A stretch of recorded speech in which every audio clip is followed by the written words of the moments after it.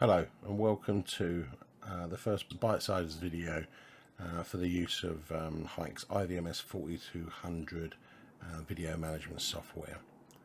First of all, we're going to look at how to start the application. You should already be set up, and on your desktop you should see an icon that looks something like this. It says IVMS 4200. Double click that and it will start the application loading. Once loaded, you'll see this screen.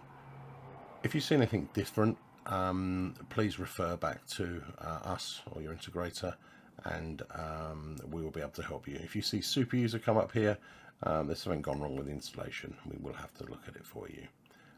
So first of all, you just type in the username and the password.